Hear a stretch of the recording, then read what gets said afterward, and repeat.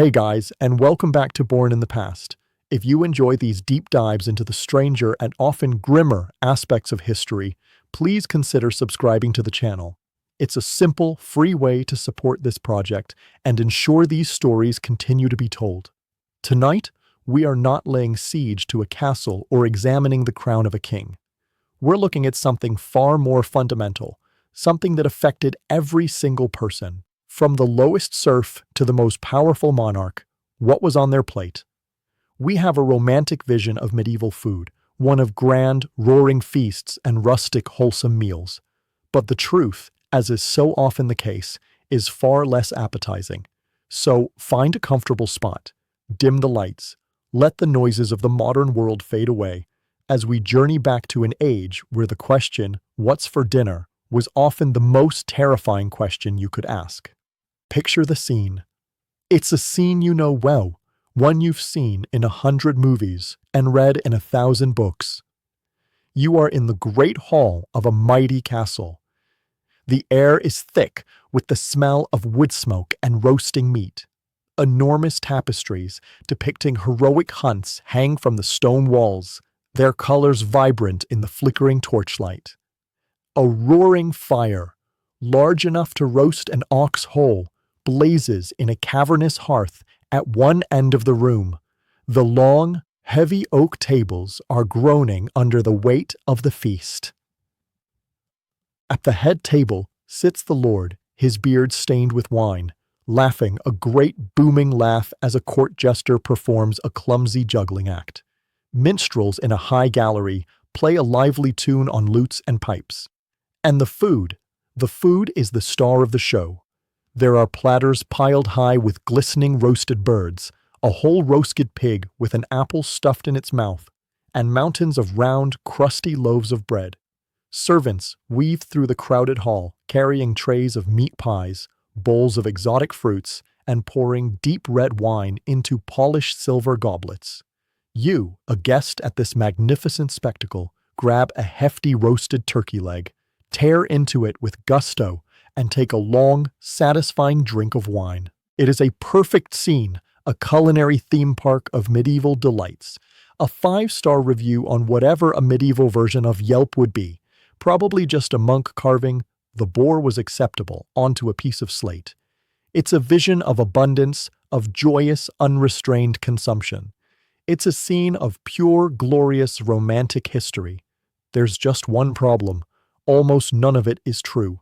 Let's start with that giant, juicy turkey leg you're holding. It's a fantastic prop, but it is, in fact, a lie. Turkeys are native to the Americas. They are currently strutting around a continent that, to you, is a complete mystery. That bird you're eating is more likely a goose, a swan, or perhaps a peacock, and it's probably much tougher and drier than you'd like. And those heaping bowls of roasted potatoes, glistening with fat, they're also on the wrong continent, still growing peacefully in the Andes Mountains, thousands of miles and several centuries away from your dinner plate. You decide to try the meat pie instead. You take a bite, and your senses are assaulted by an overwhelming wave of flavor. It is intensely, almost violently spiced.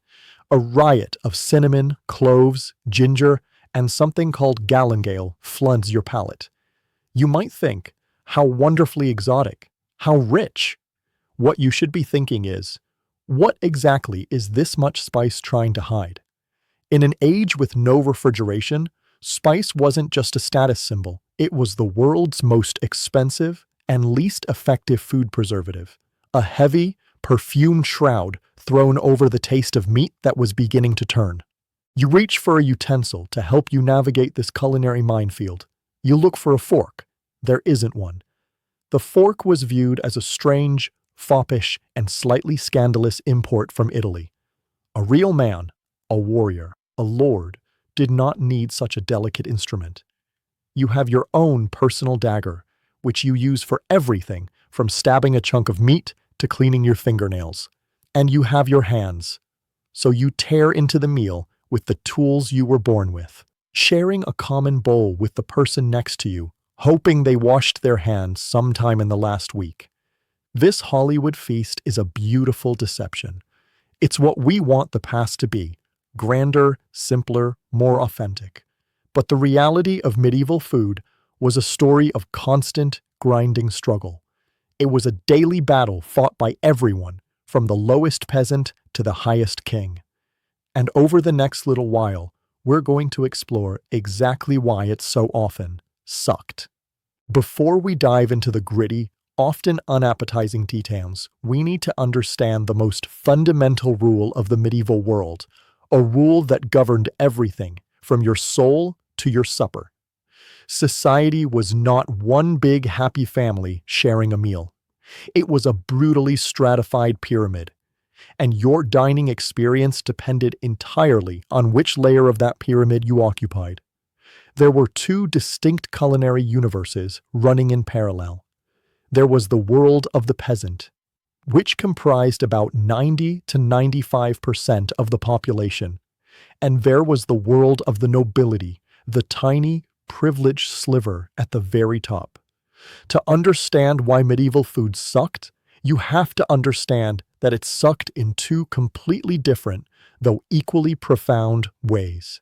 First, let's visit the world of the peasant. For you, the average farmer, villager, or serf, food was not about pleasure. It was not about variety, or presentation, or even taste. It was about one thing and one thing only: calories. It was about consuming enough raw energy to get you through a day of back-breaking labor in the fields, only to wake up and do it all over again. Your diet was a masterclass in monotony. It was a relentless, season after season, year after year cycle of the same handful of ingredients, prepared in the same uninspired way. Your culinary horizon was as limited and as bleak as your social mobility. The peasant's plate was a world of beige and brown. It was a world of coarse, dark bread, of thick, soupy pottages made from whatever grains and hearty vegetables you could grow, and not much else. Fresh meat was a distant dream, a once-a-year luxury at a holiday feast, if you were lucky. The animals you raised, the chicken scratching in the dirt, the pig fattening in its sty, were not for you. They were your walking, breathing rent payment.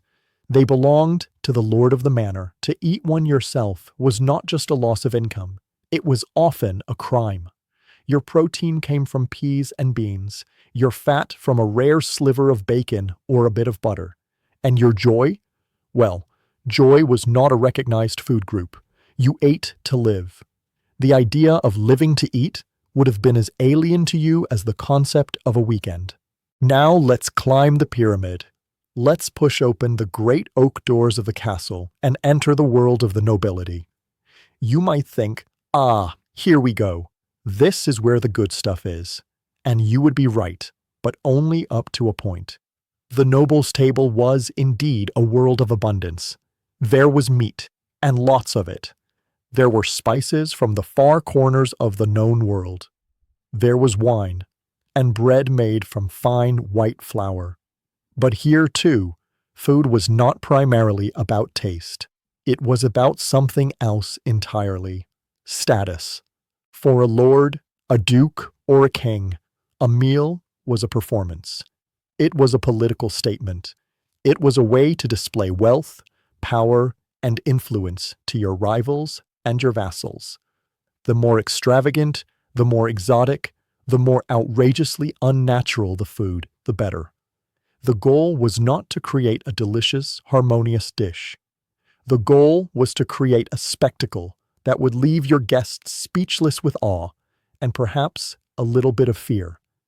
This was the original shock and awe cuisine. Did the food actually taste good? That was a secondary concern at best. A chef's skill was measured not in his ability to perfectly roast a chicken, but in his ability to, say, take a dead swan, cook it, and then redress it in its own feathers, gluing them back on with a paste, and mounting it on a platter so it looked as if it were still alive.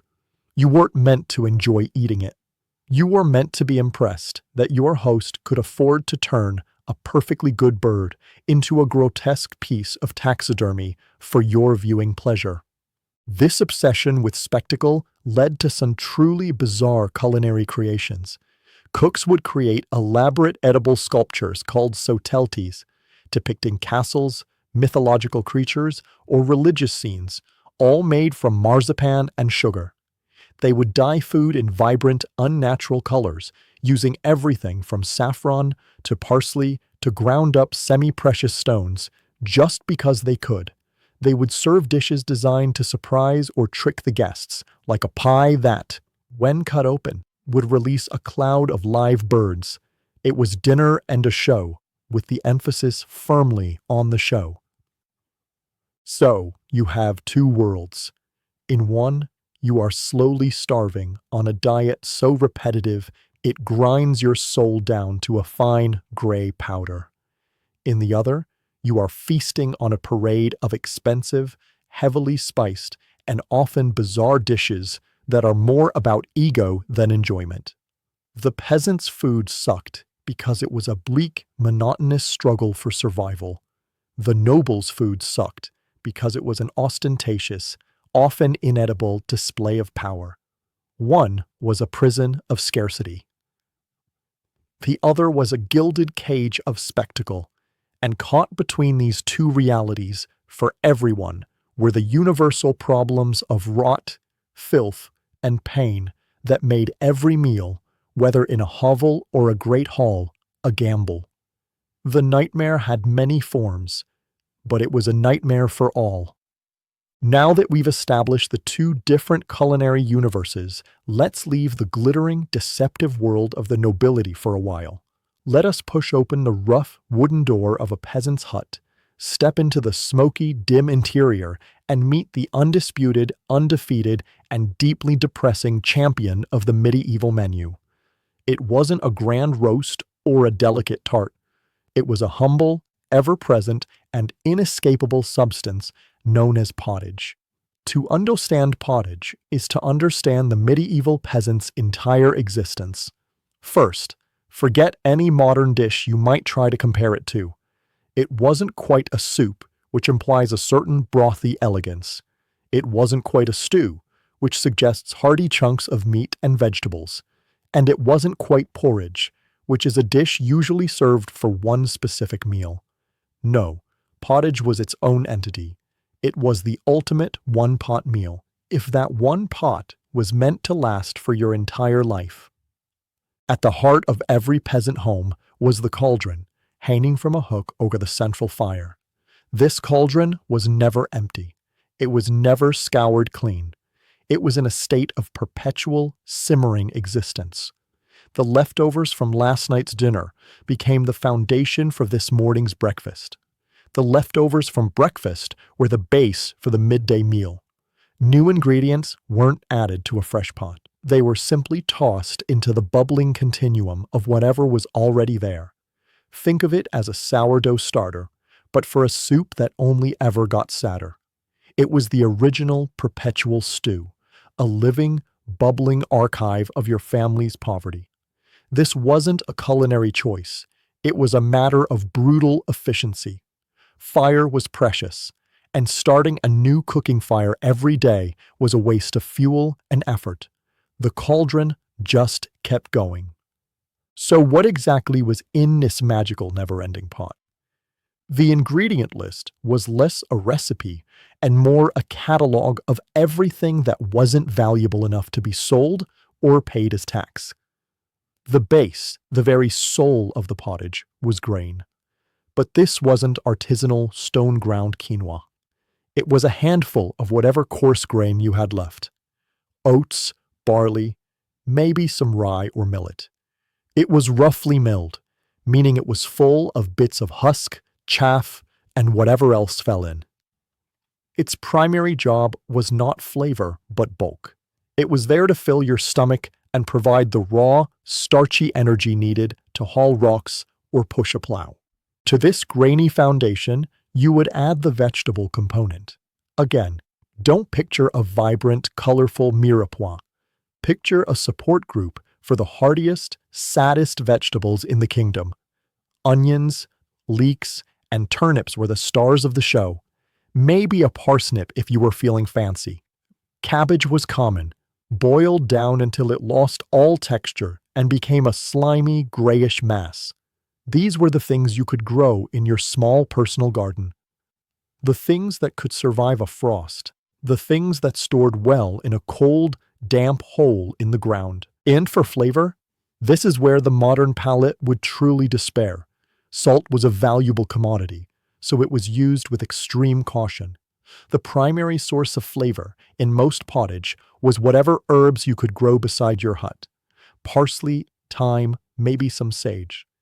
If it was a truly festive occasion, a feast day or a wedding, you might have the ultimate luxury: a piece of bacon fat or a salted pork rind tossed into the pot. The smoky, greasy slick it left on the surface of the stew was the medieval equivalent of adding truffle oil. It was a hint of a memory of meat. Imagine eating this, not once at a historical reenactment fair, but for every meal, every day, for your entire life. You wake up and you eat a bowl of warm, lumpy grain and cabbage sludge. For your midday meal in the fields, you eat a bowl of cold, congealed grain and cabbage sludge. For your evening meal, you gather around the fire and eat a bowl of hot, smoky grain and cabbage sludge. There was no asking, "What are you in the mood for tonight?" You were in the mood for pottage. You were always in the mood for pottage. It wasn't a dish, it was a subscription service you could never, ever cancel. The texture was likely as monotonous as the flavor. The bottom of the cauldron would be a thick, scorched layer of burnt grain that had to be scraped up, adding a bitter, carbonized note. The top would be watery. Every spoonful was a gamble. You might get a surprisingly soft piece of turnip or a lump of indigestible grit, or if you were particularly unlucky, an insect that had met its end in the family's eternal stew. No one was Instagramming their bowl of pottage with the hashtag blessed. This was the tyranny of pottage. It was the edible embodiment of peasant life. It was bland, it was gray, it was unchanging, and it provided just enough fuel to keep you going so you could do the work that would allow you to make more pottage. It was the taste of survival itself, and it tasted, most likely, of nothing and everything all at once. It tasted like gray. If pottage was the ever-present, simmering liquid of your life, then bread was its solid, unyielding foundation. It was the staff of life, the most fundamental food, the substance of the Lord's Prayer itself. But if you are picturing a warm, light, airy loaf with a delicate crumb and a crisp, golden crust, you need to stop. That is a modern fantasy. For the vast majority of people in medieval times, bread was not a pleasure. It was a dense, heavy, and often painful necessity. More than any other food, bread was a direct, edible symbol of your place in the world. The medieval class system could be understood entirely through its loaves. At the very top, you had the Lord's bread, the manchet loaf, made from wheat flour that had been finely sifted, sometimes multiple times, to remove all the bran and germ. It was as white as a summer cloud. Its color was its primary virtue. Whiteness was associated with purity, with angels, with aristocracy. To eat white bread was to signal that you were wealthy, refined, and far removed from the dirt and toil of the common folk. And then there was your bread, the peasant's loaf. It was not white. It was a dark, brooding, heavy thing, its color ranging from a muddy brown to a sullen gray. It was made not from expensive, pure wheat, but from hardier, cheaper grains like rye, barley, or a mixture of wheat and rye known as maslin. In lean times, when the grain harvest is poor, the flour would be bulked out with whatever was at hand: dried peas, ground-up beans, even acorns or chestnuts. The resulting loaf had the weight and density of a paving stone. Forget a light, airy crumb. The inside of this bread was a tightly packed, often damp, and formidable mass. But the real problem, the feature that truly defined the peasant's loaf as an instrument of misery was the grit. The process of milling grain was primitive. You would take your sack of grain to the local mill, which was owned by the lord of the manor, of course. There, under the power of water or wind, two massive grooved stones would grind against each other, crushing the grain into coarse flour. But they also ground against each other. With every turn, tiny chips and fragments of the millstone would break off and mix into the flour. There was no way to sift it all out. This meant that every single loaf of bread you ate was infused with a fine, sandy grit. Today we pay a premium for stone-ground flour, romanticizing the rustic process. For the medieval peasant, stone ground was a literal, painful description. You were eating the equipment. You would take a bite of your hard, dense bread, and you would feel it.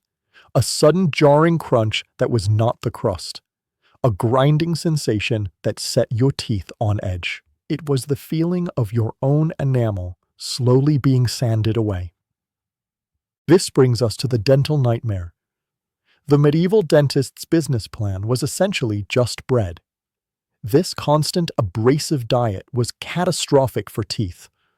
The grit wore them down, flattening the molars, chipping the incisors. Combined with the lack of dental hygiene, this meant that by the time you reached adulthood, your mouth was likely a landscape of worn-down stumps, cracked teeth, and rotting abscesses. Every meal could be a painful negotiation.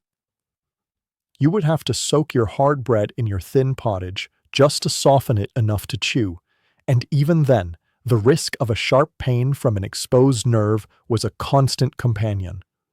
Your daily bread did not just provide your daily carbs. It provided a free, lifelong subscription to dental agony.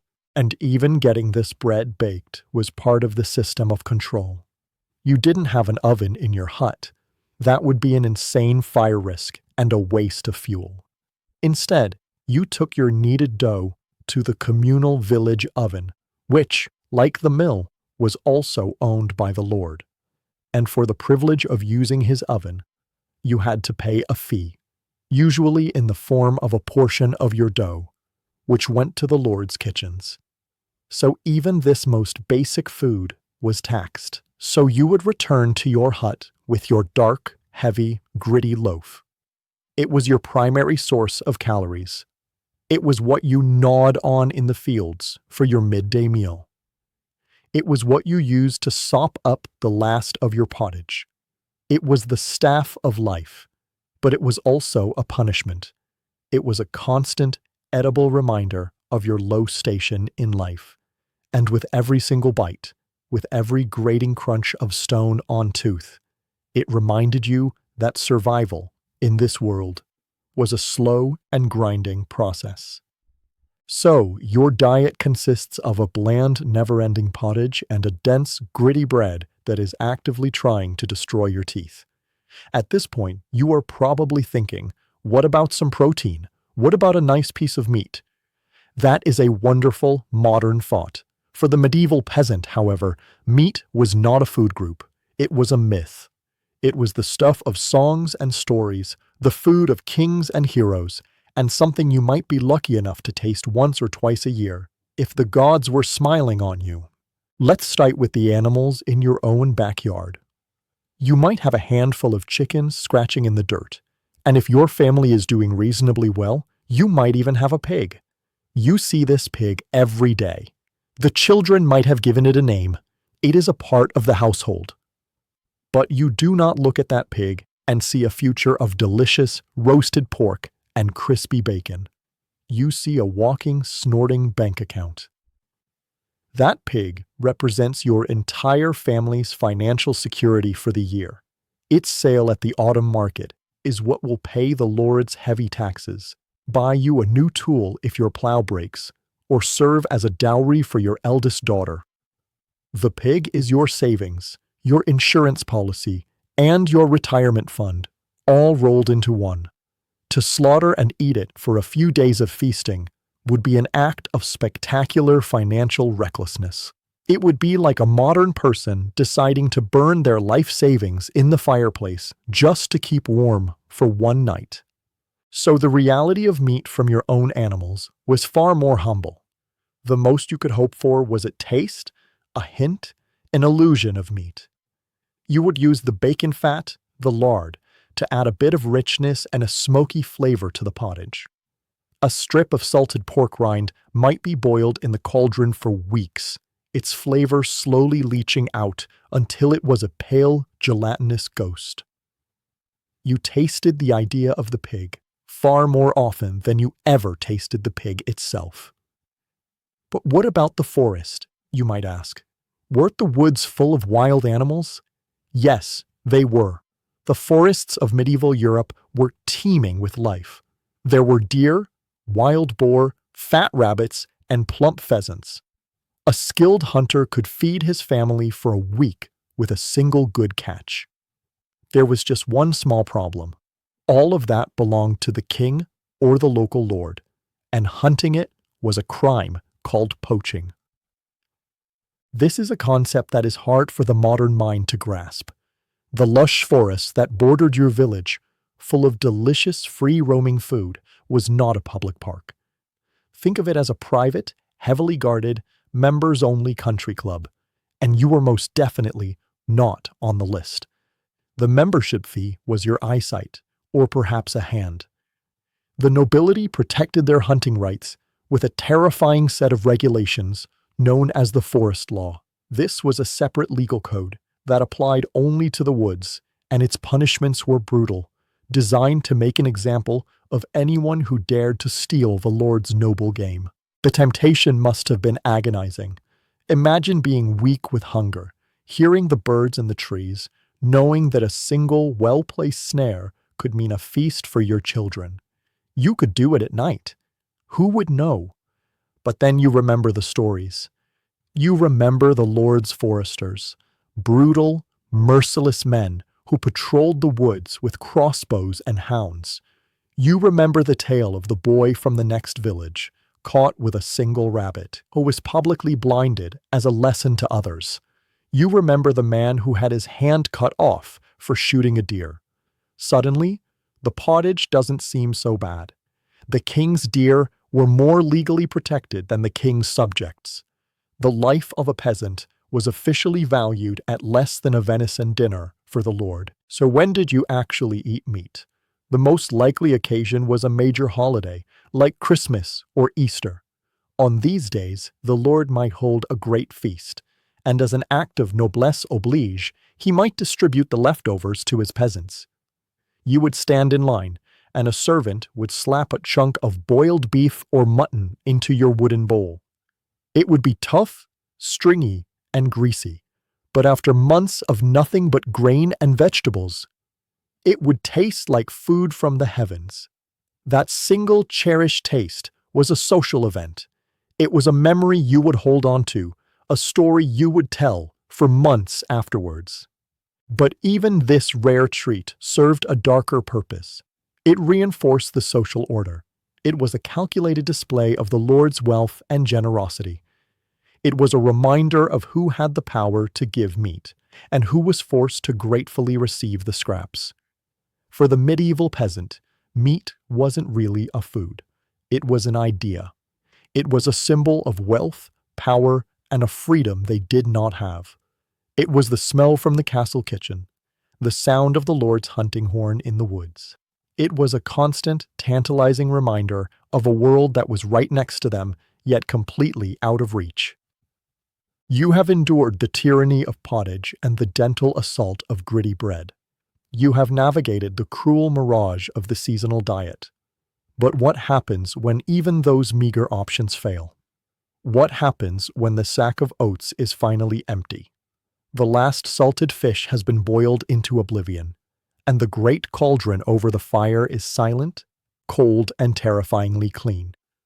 This is when you enter the final, most desperate circle of the medieval culinary hell. This is the world of famine foods. This is the point in the hungry gap of early spring, when the winter stores are gone, but the first crops are still weeks or months away from being harvested. It is a time of profound existential dread, where your body is beginning to cannibalize itself, and your mind is consumed by a single primal thought. Find something, anything, to put in your stomach. The rules of what is and is not food begin to blur. So you venture out into the still bleak landscape, not as a farmer, but as a desperate forager. But this is not foraging in the trendy modern sense. You are not a celebrity chef artfully collecting rare mushrooms and delicate grains for a 12-course tasting menu. You are a starving animal, and your only criteria for a potential meal is, will this kill me immediately? If the answer is no, it goes in the sack. You teach your children to identify the broad, stinging leaves of the nettle. You bring them home and boil them for a long time to remove the sting, resulting in a slimy, dark green mush that tastes like boiled grass and desperation. You dig up the tough, bitter roots of dandelions and docks, plants you would normally curse as weeds. Now, they are a blessing. You spend hours by the river, soaking acorns in a cloth sack to leach out the bitter, poisonous tannins, a laborious process that yields a coarse, mealy paste that you can mix with water to create a crude, unsatisfying porridge. When the weeds and roots are scarce, you turn to the trees themselves. You use your knife to strip the outer bark from a pine or a birch tree, and then carefully peel away the soft, pale inner layer, the cambium. You have seen animals do this. Now you are one of them. You dry this inner bark over the fire and then pound it between two stones, grinding it into a rough, woody flour. You add this to the boiling pot. It does not dissolve. It adds a sawdust-like texture to the water, a substance that fills your stomach but offers almost no real nourishment. You are, in effect, eating the forest. And what of protein?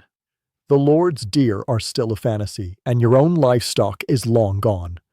So you hunt what is small, what is slow, and what is ignored. You turn over rocks by the stream, collecting snails and fat black slugs. You catch frogs in the marshy fields. You dig for earthworms. Your children might even catch a field mouse in a crude trap. There is no sense of disgust. Disgust is a luxury for the well-fed. There is only a grim, practical acceptance. You roast these small creatures over the fire until they are charred and brittle, and you eat them, bones and all. They are a brief, savory crunch in a world of bland mush. When all else fails, you turn to the last, most desperate resource, the things that were never meant to be food at all. You take a pair of your old leather shoes, stiff and cracked from years of use. You boil them for hours and then for days, the foul chemical smell filling your hut. The leather slowly softens, breaking down into a thick, gelatinous, and truly disgusting broth. You drink it. It is a warm liquid that contains the faintest hint of substance. It is a lie you tell your stomach. This is the ultimate degradation. This is where food loses all meaning, all connection to pleasure, culture, or community. It becomes a purely biological transaction. And in the darkest times, in the great famines that swept across the land every few generations, even this was not the end. When the leather was gone, when the bark was gone, when the last snail had been eaten, people would look at each other differently. A lone traveler on the road was no longer a source of news, but a potential source of meat. A weak or dying neighbor was no longer a source of pity, but of cold, terrible calculation. We do not need to dwell on the grim details of this final taboo. It is enough to know that it was a reality. The final, horrifying answer to the question of what to eat when the pottage pot runs dry. This is the ultimate reason why medieval food sucked. Because sometimes it forced you to consume your own humanity. It stripped you down to a single, desperate impulse, reminding you that the line between a civilized man and a starving beast is a tragically thin one. While you, the peasant, are contemplating the grim nutritional value of boiled leather, a completely different, yet equally strange culinary nightmare is unfolding in the great hall of the castle, just a few miles away. Here, the problem is not a lack of food. The problem is an overwhelming, aggressive abundance of it and an obsession with presentation that borders on madness. Welcome to the Nobis table, where food sucked not because it was scarce, but because its primary purpose was not to be eaten, but to be seen. A medieval feast for the nobility was not a meal. It was theater. It was a power play. It was a carefully choreographed performance designed to overwhelm the senses and intimidate the guests. The lord of the manor wasn't just hosting a dinner party. He was making a statement. That statement, screamed through a parade of bizarre and extravagant dishes, was simple. I am so obscenely wealthy and powerful that I can afford to waste resources on this incredible scale. Do not forget this when you consider betraying me. The head chef in a noble kitchen was less a culinary artist and more a combination of special effects director and avant-garde sculptor. His skill was measured not in the subtle balance of flavors, but in his ability to create things that made the guests gasp. The prime example of this was the sottlety or subtlety. These were elaborate, edible, or sometimes not so edible, sculptures brought out between courses to dazzle the diners. Imagine a magnificent castle, complete with towers and tiny banners, crafted entirely from marzipan and hardened sugar, or a detailed scene from the life of a saint, molded from jelly. You weren't meant to eat these things. You were meant to admire them, to understand the incredible expense and man-hours that went into creating a piece of art that would be cleared away in an hour. Even more impressive was the practice of presenting a cooked animal as if it were still alive. A swan or a peacock, two of the most prestigious birds you could serve, would be roasted. Then, after cooking, it would be painstakingly redressed in its own feathers, which had been carefully preserved. Its beak and feet might be gilded with real gold leaf. The creature would then be mounted on a massive platter, its neck held upright with wooden supports. Its magnificent tail fanned out in full display. It was a stunning spectacle. But the process of cooking, cooling, and reassembling the bird meant the meat inside was almost certainly cold, dry, and tough. It was a beautiful, inedible sculpture that just happened to be made of meat. This was the original Instagram food, designed entirely for the visual, to be documented in chronicles and talked about for weeks. Whether it tasted good was completely beside the point. Then there were the interactive dishes, the original dinner theater. The most famous example is the pie filled with live animals. A cook would bake an enormous, hollow pie crust with a hidden lid or flap. Just before serving, a flock of live birds, blackbirds, pigeons, or wrens, would be placed inside, and the pie would be rushed out to the table. The guest of honor would be given the knife to make the first cut, and as they sliced into the crust, a cloud of panicked, fluttering birds would erupt, flying around the rafters of the great hall. It was a showstopper, a moment of chaos and delight. Of course, the pie itself, now likely filled with terrified bird droppings, was completely ruined. But no one cared. The spectacle was the dish. This obsession with the visual extended to color. The medieval noble palate loved bright, almost garish colors. Cooks used a variety of natural dyes to turn food into a painter's palette. Saffron, an astronomically expensive spice, was used to dye rice and sauces a brilliant gold. Finely ground parsley or spinach would create vibrant green jellies and custards. Sandalwood or alkanet root would turn a dish a deep, dramatic red. They would even grind up semi-precious stones like lapis lazuli to create a stunning and probably quite gritty blue. A noble's table didn't look like a meal. It looked like a stained glass window. All this effort, all this wealth and artistry was poured into how the food looked, not how it tasted. In fact, a simple, perfectly roasted chicken, which to our modern palate sounds delicious, would have been seen as a peasant dish, boring and unsophisticated. It wasn't visually impressive enough. The food of the rich had to be loud. It had to be a performance. It was a prison of another kind, not of scarcity, but of spectacle. You were not there to relax and enjoy a good meal. You were there to witness a carefully constructed display of power, a culinary sermon on the wealth of your host. And like many sermons, it was probably quite long, very impressive, and ultimately rather hard to swallow. If the sheer overwhelming assault of spices wasn't enough to confuse your palate, the medieval noble's approach to flavor combinations would surely finish the job. We live in a culinary world with a very clear, almost sacred dividing line between savory and sweet. You have your main course, and then afterwards, you have your dessert. This structure is so fundamental to our idea of a meal that we barely even think about it. The medieval world, however, did not share our opinion. In fact, it had no concept of dessert at all. This is not to say they didn't eat sweet things. They adored sweetness. But they didn't believe it should be relegated to its own separate course at the end of the meal. Why would you do that? Sugar, like the spices we just discussed, was an incredible luxury. It was imported at great expense, usually from the Middle East in the form of hard brown cones. It was a sign of immense wealth and prestige.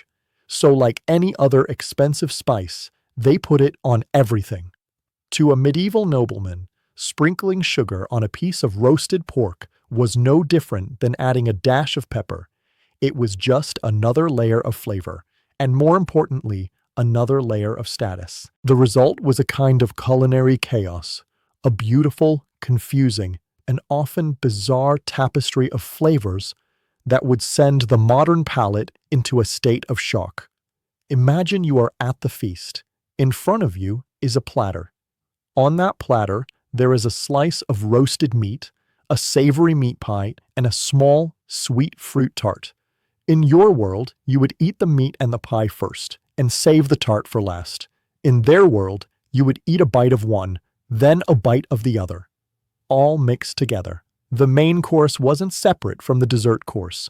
The dessert course was in the main course. Let's look at some of the popular dishes. Meat pies were a staple of noble cuisine, but they weren't always the savory pies we know today.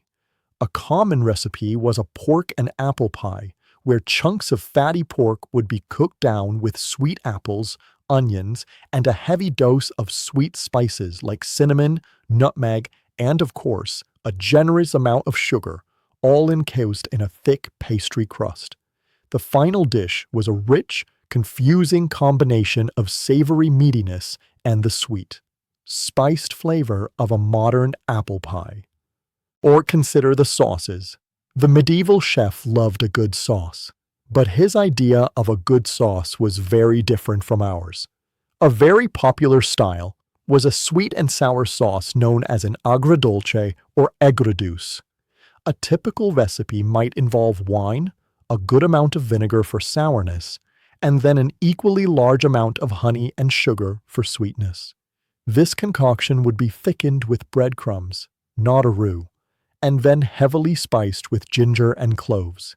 This sweet, sour, and pungent sauce would then be poured liberally over everything: roasted chicken, fish, venison, you name it. That piece of roasted capon didn't taste like chicken. It tasted like a sweet and sour candy that happened to have the texture of poultry. Even dishes that seemed purely savory had a sweet secret. A common dish called mortreuse was a kind of pâté made from boiling pork or chicken until it was incredibly soft, then pounding it into a smooth paste in a mortar. This meat paste was then mixed with breadcrumbs and eggs, and seasoned heavily with, you guessed it, sugar and ginger. The result was a sweet, pasty, spreadable meat product that defies modern categorization. Why did they eat this way? Part of it, as always, was status. Showing you could afford to use sugar as a common seasoning was a major power move. But it was also rooted in their understanding of medicine and science. According to the humoral theory, different foods had different properties, and a balanced diet meant balancing these properties. Sugar was considered a hot and moist food, and it was believed to be good for digestion and to help balance out other ingredients. So when they were putting sugar on their fish, they weren't just being decadent. They believed they were creating a healthier, more scientifically balanced meal. To sit at a noble's table was to abandon all your preconceived notions of how a meal should work. Every bite was an adventure, a chaotic jumble of sweet, sour, savory, and spicy. It wasn't about creating a harmonious, balanced dish in the modern sense.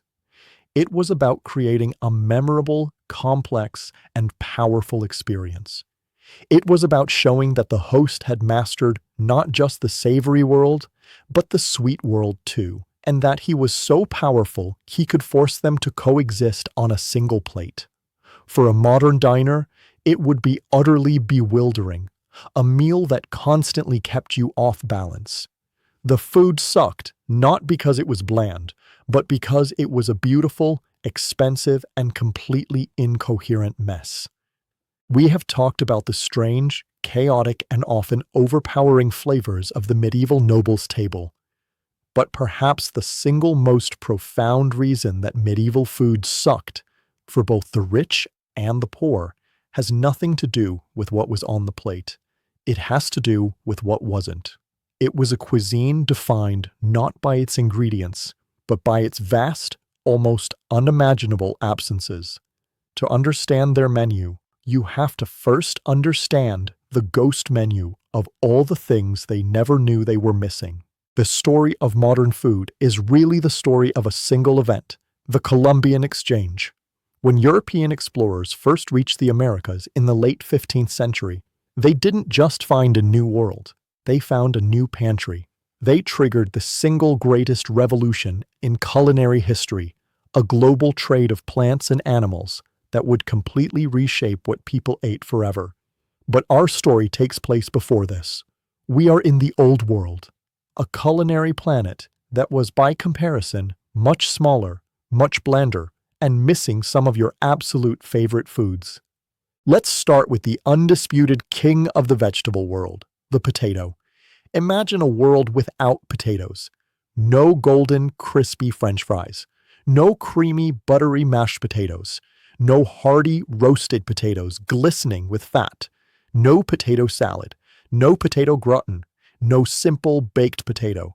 The European peasant diet, which was already a bleak affair, was made infinitely worse by the lack of this cheap, hearty, and calorie-dense tuber. The best they had was the turnip, the potato's sad, watery, and slightly bitter cousin. The arrival of the potato in Europe centuries later would literally change the course of history, fueling population booms and providing a vital safety net against famine. But for our medieval diner, that safety net did not exist. A world without potatoes is a world with more pottage, a truly terrifying thought. Now, let's go to Italy. Imagine you are a cook in Florence. You want to make a delicious sauce for your pasta. You go to your kitchen. You have flour, you have eggs, you have onions and garlic. But you reach for the key ingredient, the heart and soul of so many Italian dishes, and it's not there. There are no tomatoes. No canned tomatoes, no sun-dried tomatoes, no tomato paste. The tomato, with its perfect balance of sweetness and acidity, is a fruit of the Americas. Medieval red sauces were not red from tomatoes. They were red from expensive sandalwood or from blood. So, no pizza sauce, no arrabbiata, no bolognese as we know it. An entire pillar of world cuisine is simply gone. And what about spicy food? The medieval palate loved pungent flavors, but their concept of heat was one-dimensional. It came almost exclusively from black pepper, and to a lesser extent, ginger. The entire complex and wonderful world of chili peppers was completely unknown. Every single variety of chili, from the mild bell pepper to the fiery habanero, is native to the Americas. This means no paprika in Hungary, no chili powder in Spain, no fiery curries in India, which adopted chilies only after they were introduced by traders. The complex, fruity, smoky, and incandescent heat that we associate with so many of these great cuisines did not exist in their world. A list of missing items goes on, a ghost menu of modern staples. Corn or maize in all its forms was absent. No corn on the cob, no polenta, no cornbread. Many of the beans we know and love, kidney beans, pinto beans, black beans, are New World varieties. The same goes for squash and pumpkins. There was no pumpkin pie for their autumn feasts. And then we come to the truly devastating absences, the things that make life worth living. There was no chocolate, as the cacao bean had yet to make its journey from Central America. And there was no vanilla, another New World treasure. Their desserts were a world of honey, fruit, and nuts, but without the two most iconic flavors of sweetness we know. And finally, imagine your morning. You wake up. You need something to clear the fog from your head and start your day. You reach for a cup of coffee. Nope, coffee beans are from Africa and the Middle East and had not yet become a European staple. Okay, so you'll have a cup of tea instead. Also, no, tea is from Asia and was centuries away from becoming popular in Europe. Your only options for a morning beverage were water, which was often unsafe, milk, which was mostly used for cheese or butter, or a cup of weak, lukewarm ale. Welcome to the medieval morning. So when we judge the food of the Middle Ages, we have to remember we are judging a cuisine with its hands tied behind its back. They were working from a limited, incomplete pantry. To truly understand their world, imagine your own favorite meal, and then start removing the ingredients. No potatoes, no tomatoes, no chilies, no chocolate, no coffee. What you are left with is a pale, diminished, and profoundly less interesting world. And that is the world they had to eat in. Every single day. We have established that the medieval menu was missing some of our most beloved ingredients. But the real misery of their cuisine wasn't just about the things they lacked. It was about the desperate, brutal things they had to do to the ingredients they actually possessed. Every medieval cook, from the lowliest peasant to the most celebrated master in a king's kitchen, was not primarily a chef. They were a soldier, and they were fighting a relentless, invisible, and unwinnable war against the single greatest villain of the pre-modern world, rot. In our age, we have a silent, humming, magical box in our kitchen that has completely reshaped our relationship with food. It is called a refrigerator. It is arguably the single most important culinary invention in human history, and its absence in the medieval world was the source of endless suffering. Without refrigeration, food begins to decay almost immediately. Bacteria, mold, and yeast begin their work, turning a fresh piece of meat or a crisp vegetable into a slimy, foul-smelling, and potentially lethal substance. The primary job of anyone preparing food was not to make it taste delicious. It was to make it last. It was to find a way to stop nature's inexorable march toward decomposition. And every method they had for doing this came at a terrible cost to flavor and texture. Let's start with the most common method for preserving meat and fish: salting. Imagine a freshly butchered pig. To preserve it, the meat would be cut into slabs and packed into a barrel layered with thick blankets of coarse gray salt. The salt, through the process of osmosis, would mercilessly draw out every drop of moisture from the meat. This created a dry environment where bacteria could not thrive. effectively preserving the pork for months. The good news is, the meat wouldn't kill you. The bad news is, it was no longer meat in any sense we would recognize. It was a rock-hard, leathery, brownish slab of protein, so saturated with salt that it was completely inedible in its preserved state. To make it even remotely palatable, you would have to soak the salt pork in water for hours, sometimes even days, changing the water repeatedly to draw some of the salt back out. But you could never get it all. The final product was a chewy, stringy piece of meat with an overwhelmingly, punishingly salty flavor that dominated everything it touched. This was the bacon in your pottage, the ham on a nobleman's table. It was less a food and more a salt lick that used to be a pig. For fruits, vegetables, and some fish, there was drying. This involved leaving food out in the weak sun, or near often, laying it on racks near the hearth for days or weeks. Again, the principle was to remove moisture. A sweet, juicy plum would shrivel and shrink, its skin becoming a wrinkled, tough husk, its flesh a dense, chewy mass. An apple would turn into a leathery brown ring. This method preserved the food, but it destroyed all sense of freshness and delicacy. Everything became tough, concentrated, and profoundly unjuicy. Then there was smoking, another popular choice for meat and fish.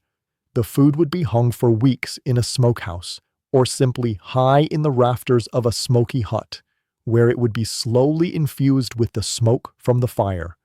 This had a powerful preservative effect, but it also meant that everything you smoked had the exact same monotonous, one-note flavor. It was the taste of greasy, acrid smoke. That flavor clung to the back of your throat and overpowered any subtle taste the meat or fish might have once possessed. And finally, for vegetables, there was pickling.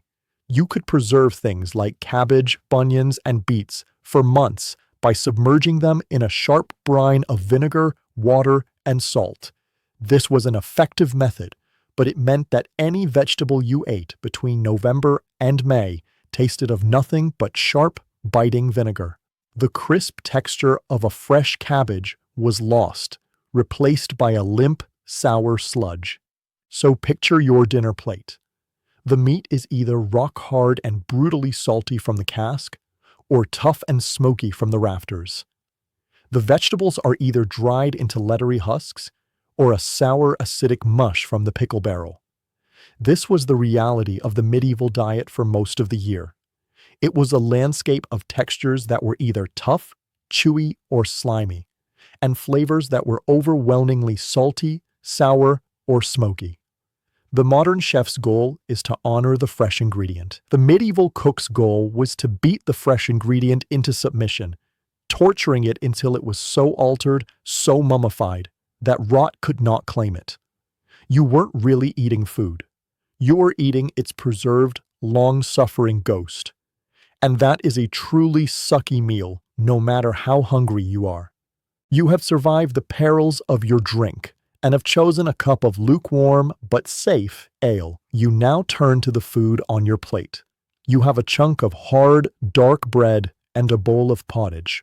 You are hungry, and this is your sustenance. But as you lift the bread to your mouth, you hesitate.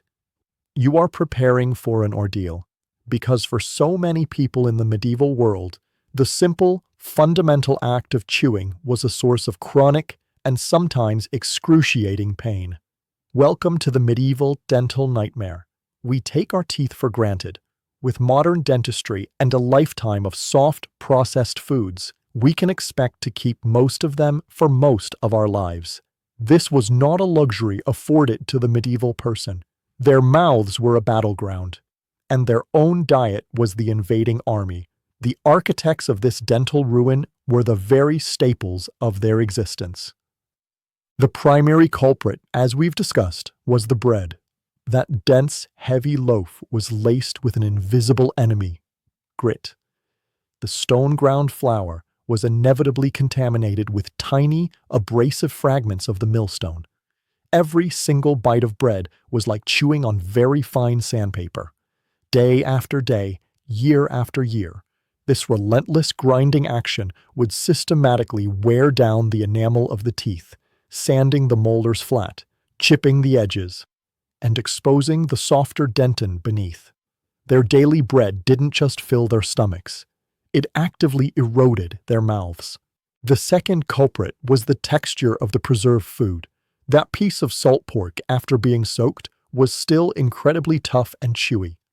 That strip of dried beef had the consistency of a leather shoe. Simply tearing off a bite required a huge amount of force, putting immense stress on teeth that were already worn down and fragile.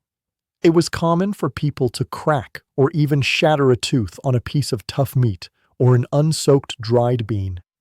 And for the nobility, their wealth brought a new and devastating enemy into the mix: sugar. While peasants' teeth were worn down by abrasion, nobles' teeth were eaten away by decay. The constant consumption of sugary sauces, sweetened wines, and marzipan treats created the perfect environment for cavities to thrive. The image of a king with a mouthful of black, rotting teeth was not a caricature.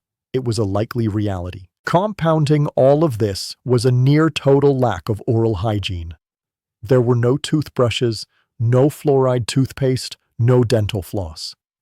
A wealthy person might occasionally rub their teeth with a rough cloth and a mixture of salt and sage, but for the average person, cleaning their teeth was not a concept that even existed. The result of this perfect storm of abrasion, sugar, and neglect was a world of rampant dental misery. A chronic, low-level toothache was simply a normal part of adult life, a background noise you learned to live with. But often, it was much worse. A cracked tooth or a deep cavity would allow bacteria to get into the pulp, leading to an abscess. Imagine a throbbing, relentless, agonizing pain that never stops. A swelling in your jaw so large you can't close your mouth. A fever that leaves you weak and delirious. There were no antibiotics. An infected abscess could easily lead to sepsis, a systemic infection that spread through the bloodstream, and then to death. Your toothache wasn't just an inconvenience. It was a potentially fatal condition. So what did you do if the pain became unbearable? You didn't schedule a gentle root canal. You went to the barber surgeon. This was the same man who cut your hair and performed bloodletting. He was not a trained dentist. He was a tradesman with a strong stomach and a terrifying set of iron tools. The procedure was a horror show. There was no anesthetic. You would be held down in a chair by several strong assistants. The barber surgeon would then use a crude instrument, like a dental pelican, which was a metal claw on a lever, to hook onto the offending tooth and, using brutal force, rip it from your jaw. The risk of breaking the jawbone, of causing massive hemorrhaging, or of the wound becoming lethally infected afterwards was incredibly high. People would endure years of agony before submitting to such a terrifying ordeal. This is the final, crucial reason why medieval food so often sucked. It wasn't just that it was bland or strange or unsafe. It was that, for so many people, the very act of eating it hurt. Every meal was a cautious, painful negotiation with their own decaying mouths. Every bite of that hard, gritty bread was a gamble. You didn't just taste your food, you felt it, in every aching nerve and cracked molar. That simple fact cast a long, painful shadow over every peasant's meager bowl and every king's extravagant feast. You have survived the perils of your food, from the field to the filthy kitchen. It now sits before you on the table, a testament to preservation and a gamble on your immune system. But how exactly are you supposed to eat it? Put away your neat, matching set of modern cutlery. The medieval utensil situation was a simple, and often very personal, affair. For most people, for most of the Middle Ages, your dining toolkit consisted of 3 primary instruments: a spoon, your hands, and your own personal knife. Spoons, usually carved from wood or animal horn, were common enough. They were a necessity for navigating the endless ocean of pottage that defined the peasant's diet, and for tackling the soups and sauces of a noble's table. Your hands, of course, were the original and most versatile utensil, used for tearing bread, picking up pieces of meat, and generally moving food around. But the most important tool, the one that was truly personal, was your knife. Every man of a certain age and status carried his own knife or a small dagger. It was an all-purpose tool. You used it to cut your food, to whittle a piece of wood, to clean your fingernails, and, if necessary, to defend yourself in a brawl. This was the same knife you brought to the dinner table. The idea of a separate, specialized eating knife was a rare luxury. You would simply wipe your blade on a piece of bread or your sleeve before using it to spear a chunk of meat from the serving platter. Sharing food was common, but sharing your personal knife was not. It was an extension of yourself. So you have your spoon, your knife, and your hands. But what is missing from this picture? What is the one indispensable tool from our modern table that is conspicuously absent? The fork. Today, the fork is the most basic and essential piece of cutlery we own. In medieval Europe, for centuries, it was viewed as a bizarre, suspicious, and scandalously effeminate piece of foreign technology. The fork did exist, but it was a small, two-pronged instrument that had made its way from the sophisticated Byzantine Empire into Italy. The Italians, with their pasta and their refined manners, slowly began to adopt it. But in places like France, Germany, and especially England, it was met with ridicule and scorn. A man using a fork was seen as weak, foppish, and decadent. Real men, tough men, warriors, and lords used their hands and their daggers. There was a sense that there was something fundamentally unmanly about needing a special little tool to ferry food to your mouth. Some religious figures even preached against it, declaring it an insult to God. God gave you hands, the perfect, natural instruments for eating. The fork was seen as an artificial, superfluous luxury. A sign of vanity and an attempt to improve upon God's creation.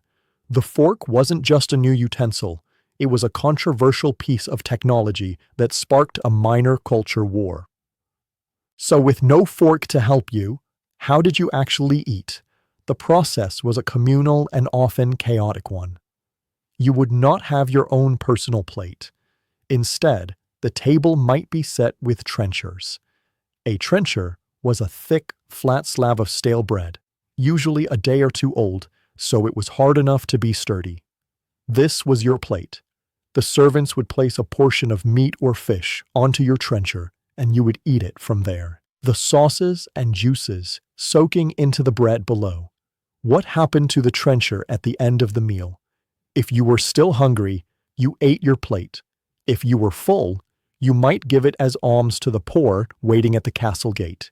Or, more commonly, you would simply toss it on the floor for the dogs that were always milling about under the table.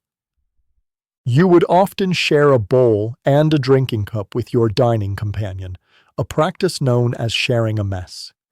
You would both dip your bread or your spoon into the same bowl of stew.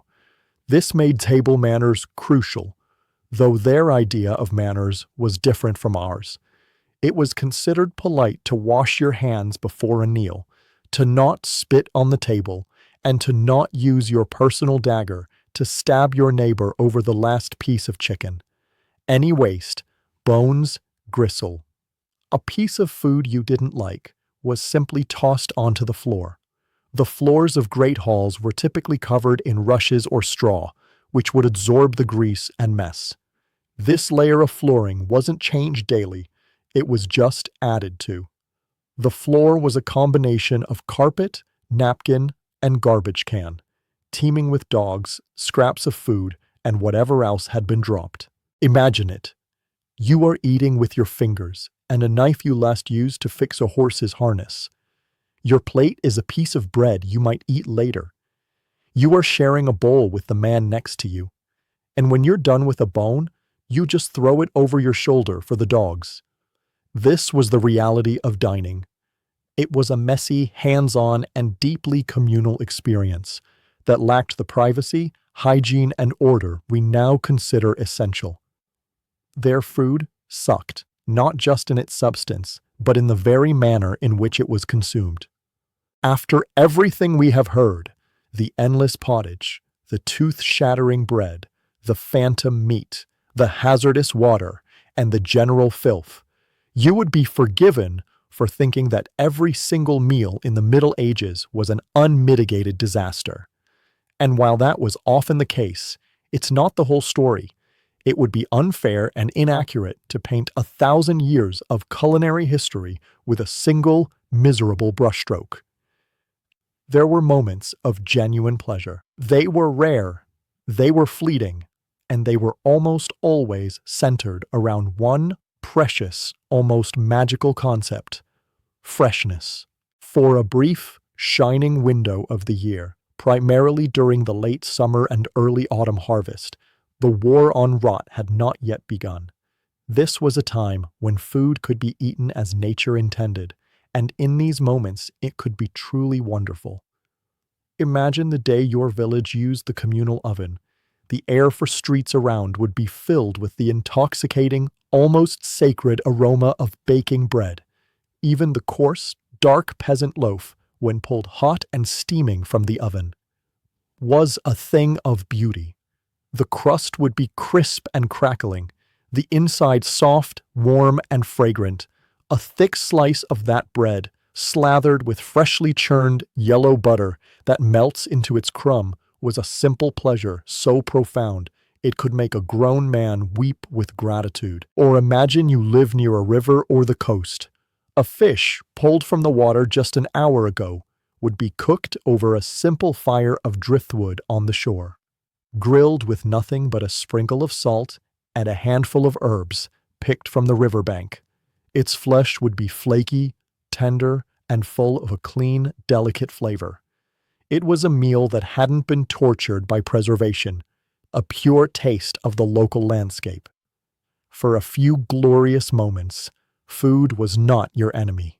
This is the great irony of medieval cuisine. The most delicious food, the food that we would find most appealing today, was often the simplest. It was the food that was closest to its natural state, before it had to be salted into oblivion or smoked into submission. In a strange twist, the modern, trendy concept of farm-to-table was the accidental pinnacle of their dining experience. It wasn't a lifestyle choice. It was just the lucky, fleeting moment before the long of society. Slow process of decay began its inevitable march. And there were other treasures to be found. The Middle Ages was a golden age for cheesemaking. While milk was rarely drunk, it was transformed into a staggering variety of cheeses. There were hard, sharp, aged cheeses, like cheddar, that could last through the winter and provide a powerful, savory bite. There were soft, creamy, fresh cheeses, eaten within days of being made. A simple plowman's lunch of good bread, a sharp, crumbly cheese, a crisp apple, and a cup of strong ale was not a punishment. It was a genuinely delicious, satisfying, and balanced meal. Honey, their primary sweetener, was another source of pure flavor. Forget the bland, uniform sugar of the modern world. Honey from a local hive would be complex and floral, a direct taste of the surrounding meadows. A drizzle of this golden liquid over a piece of bread or a fresh cheese was a treat of incredible intensity. And the small herb garden that most peasants kept outside their door was a source of constant minor miracles. A few chopped leaves of fresh parsley, sage, or thyme could elevate a bland bowl of pottage, for a moment, into something fragrant and alive. It was a small act of defiance against the monotony. So yes, delicious food did exist, but its existence was conditional. It depended on freshness, on seasoning, and on simplicity. It existed in the brief golden moments before the preservationists had to get involved. And perhaps the greatest irony of all is that for a few glorious weeks a year, the average peasant, with his fresh-baked bread, his chunk of local cheese, and an apple plucked straight from a tree, probably ate a meal that tasted far better than the cold, refeathered, overspiced, and sugar-laden peacock being served at the Lord's table. The best food was not a symbol of status or a feat of engineering. It was a simple gift from the land, cherished all the more because everyone knew it would not last. We've journeyed from the peasant's hut to the Lord's great hall. We've tasted the blandness and the bizarre. So let's take a moment to plate up our final conclusions. Let's create one last dish, the grand, sucktacular summary of the medieval menu. So why did medieval food so often suck? It wasn't for one single reason. It was a perfect, inescapable storm of scarcity, ignorance, and desperation. It was a systemic failure that attacked the dining experience from every possible angle. First, let's recap the tale of two kitchens. If you were one of the 95%, a peasant, your diet was a culinary prison of bland repetition. Your breakfast, gray, lumpy pottage. Your lunch, cold, lumpy pottage. Your dinner, hot, lumpy pottage, perhaps with a thrilling new weed you found near the pigsty.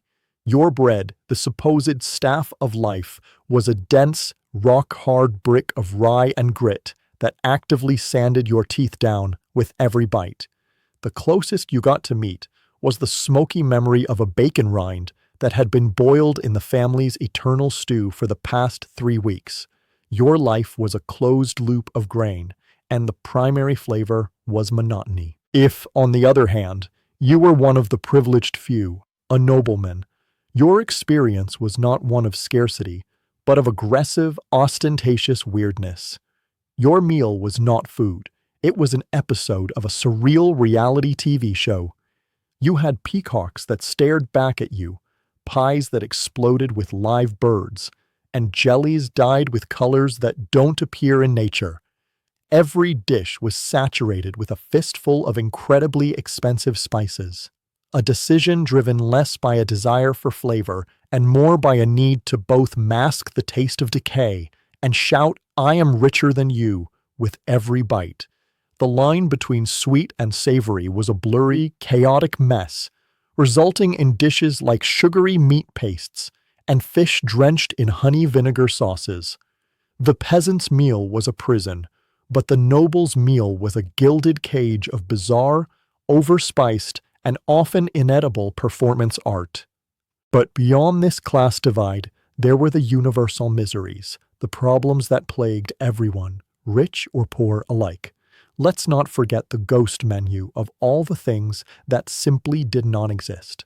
A world without potatoes, tomatoes, chilies, corn, chocolate, vanilla, coffee, or tea.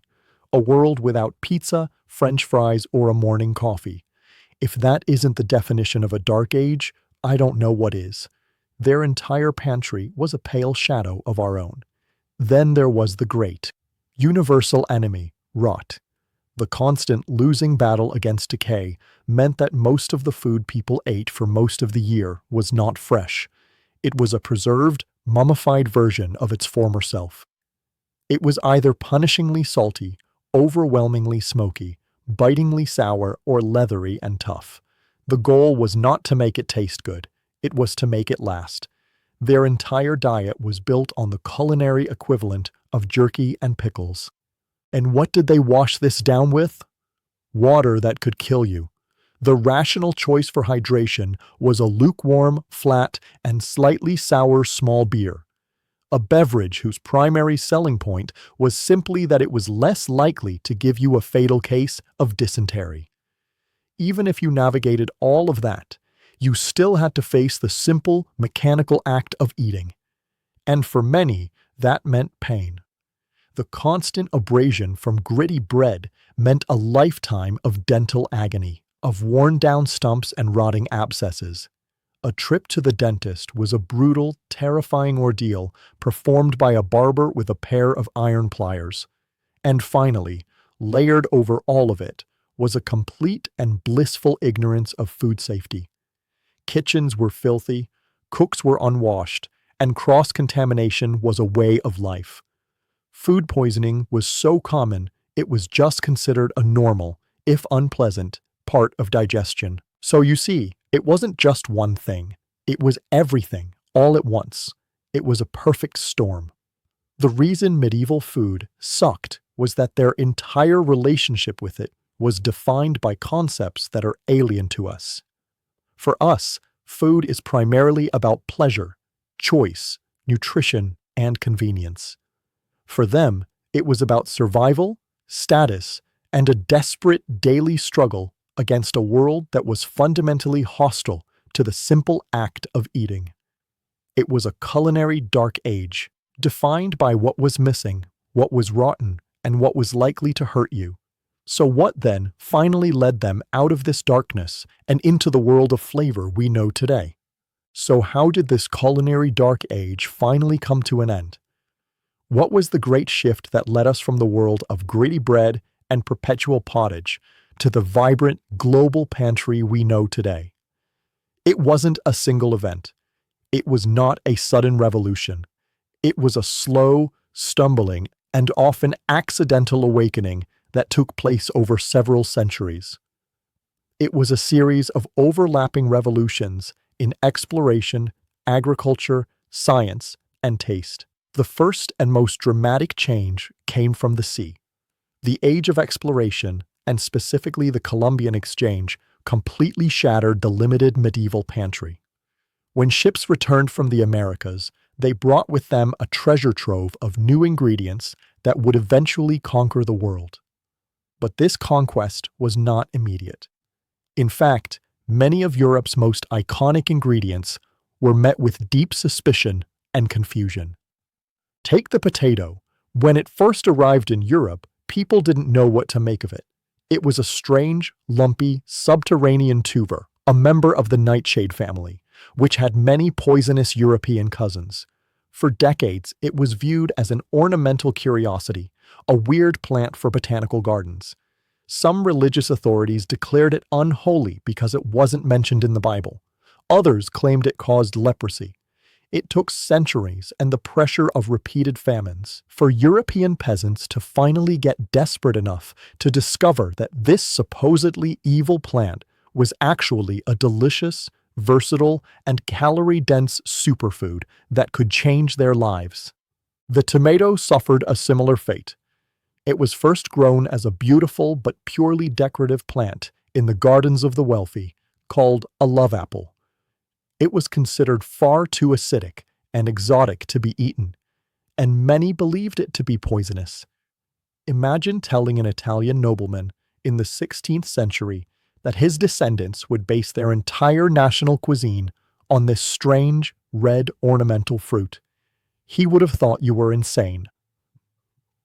While some ingredients struggled for acceptance, others, like the chili pepper, spread like wildfire, adding a new dimension of heat to cuisines from Hungary to India.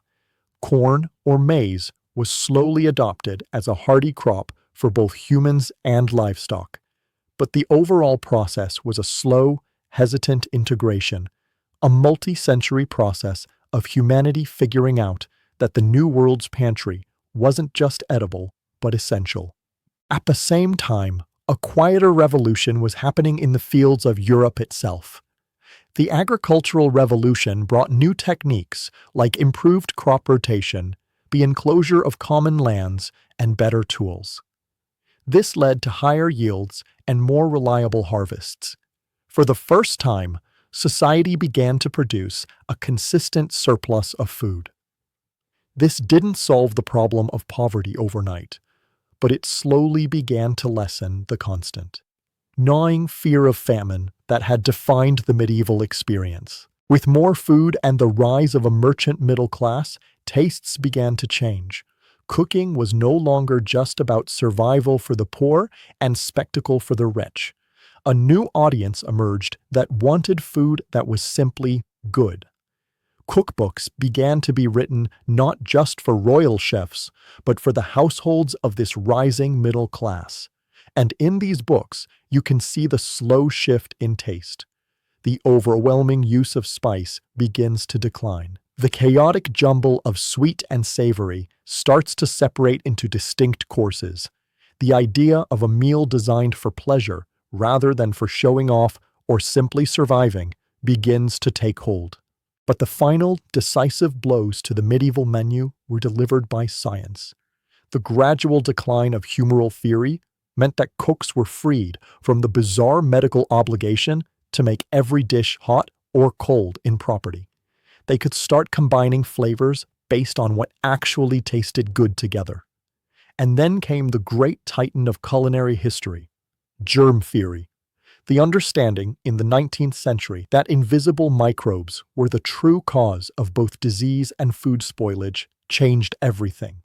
This led to sanitation, clean water, and an entirely new concept of food safety. And this, in turn, led to the inventions that truly killed the medieval kitchen forever. The development of canning in the early 19th century provided a way to preserve food without drenching it in salt or smoke.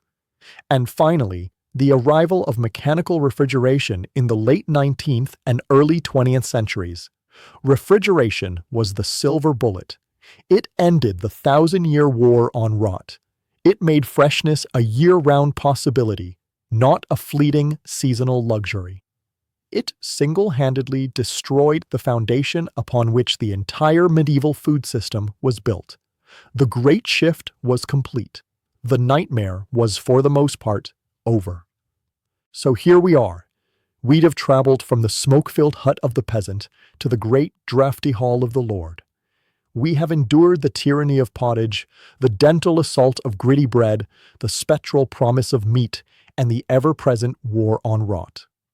We have seen how a series of slow, stumbling revolutions in exploration, science, and taste finally led humanity out of a culinary dark age, and it leaves us here, in our own time, in our well-lit kitchens, surrounded by the quiet, benevolent hum of a refrigerator, a device that would have seemed like powerful and otherworldly magic to anyone in the Middle Ages. The single greatest difference between their world and ours is not a specific ingredient or recipe. It is the luxury of not having to think about it. It is the luxury of trust. You go to your tap and fill a glass with water, and you trust that it will not make you sick. You open your refrigerator and take out a piece of cheese, and you trust that it is not teeming with invisible pathogens. You bite into a soft loaf of bread, and you trust that it will not shatter your teeth. This trust, this blissful absence of fear, is the foundation of all modern cuisine, and it is a foundation that was completely absent from their world. Their relationship with food was, from beginning to end, a relationship based on fear. They feared the harvest would fail and leave them with nothing. They feared the winter would be too long, and their meager stores would run out. They feared the food they had so carefully preserved would succumb to mold and rot.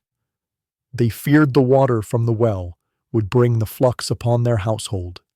They feared the grit in their bread and the pain in their own mouths. A nobleman feared his expensive imported spices weren't strong enough to mask the taste of meat that was beginning to turn. Every single meal, for every single person, was an exercise in risk management. Food was not a friend. It was not a reliable comfort. It was a treacherous, unpredictable business partner you were forced to deal with every day. Sometimes it would deliver the energy you needed to survive, and sometimes it would deliver a fatal illness, a broken tooth, or a mouthful of grit and despair. The reason medieval food so often sucked was not just because of the limited ingredients or the primitive techniques. It was because every dish was seasoned with a healthy dose of anxiety. So the next time you sit down to a meal, any meal, whether it's a fancy dinner or a simple sandwich, take a moment. Consider the sheer beautiful boringness of it all, the sublime lack of drama, the absence of a nagging fear that your lunch might be actively trying to harm you. Appreciate the simple miracle of a fresh vegetable in the middle of winter, or a glass of water that is just water. We are all the beneficiaries of 1,000 years of hard-won lessons in farming, hygiene, and science. They endured the waking nightmare so that we, centuries later, could enjoy the simple, quiet dream of a decent meal. I think I might just do that now, perhaps with a piece of dark chocolate and a hot black cup of coffee. Two simple pleasures, born of beings from opposite ends of the world, that hold a universe of history within them. Two profound flavors that a medieval king, for all his power and all his refeathered swans, could never have imagined in his wildest, most extravagant dreams. And maybe that is the most important flavor of all, the quiet, comforting taste of gratitude.